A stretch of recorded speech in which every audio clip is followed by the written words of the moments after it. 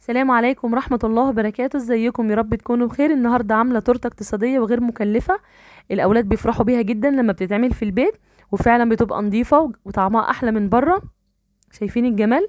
لو أول مرة بتشوفيني انزلي اضغطي لايك واشتركي في القناة، فعلي زر الجرس علشان يجيلك مني كل جديد.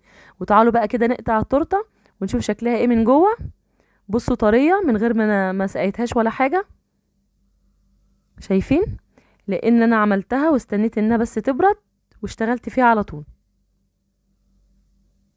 الكيك طري معايا والكريمه بتاعتها متماسكه. هقول لكم ليه. لان انا عملت الكريم شانتيه بلبن دافي او لبن يعني مش ساقع ولا حاجه، علشان طبعا احنا الجو حر.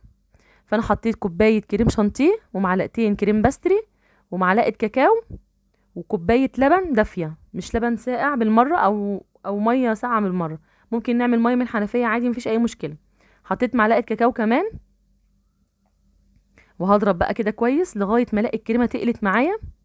هتشوفوها شكلها ايه دلوقتي. وابتدي بقى اقطع الكيك اللي انتوا شايفينه ده نصين.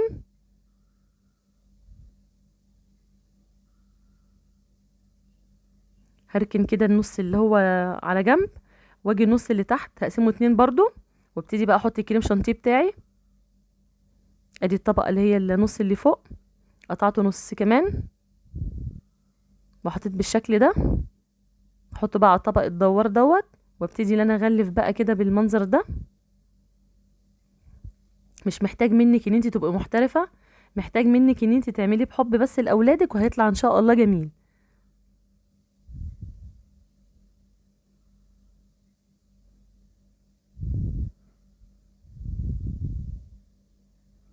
بصوا، لو انا عامله الكريم شانتيه بميه ساقعه او بلبن ساقع هيبقى متماسك معايا كل حاجه، بس مع الجو ده هيبتدي يسيح مني ويبهدل لي الدنيا. فانا حبيت ان انا اعمله بلبن عادي خالص. هبتدي بقى كده اظبط الدنيا. انا جبت ابسط حاجه، اوريو زي ما انتوا شايفينه كده، او بوريو، وقسمته نصين وزوقت بالشكل ده. بصراحه انا مش في دماغي حاجه معينه هكون وانا بشتغل بعملها، انا يعني اللي بيجي على بالي فبعمله. فالشكل ده سايبالي انتوا بقى ابدعوا كده، اكيد انتوا شاطرين يعني وهتبقى اشطر مني كمان. بصوا بالشكل ده. هعمل بقى كده وردات في النص. انا كنت هعمل وردات بس طبعا حسيت ان هي مش هتكفي، فعملت وردات في النص وحطيت كده واحدتين اوريو. وطبعا اللي اتكسر مني مش هرميه، هحطه بشكل عشوائي كده على اي مكان كده احس ان هو مثلا فيه ديفو او حاجه فهخبيه بيه. حتى الفتافيت رشيتها على الوردات، والله كان شكلها حلو احلى كمان من الصوره. يا رب يكون الفيديو عجبكم.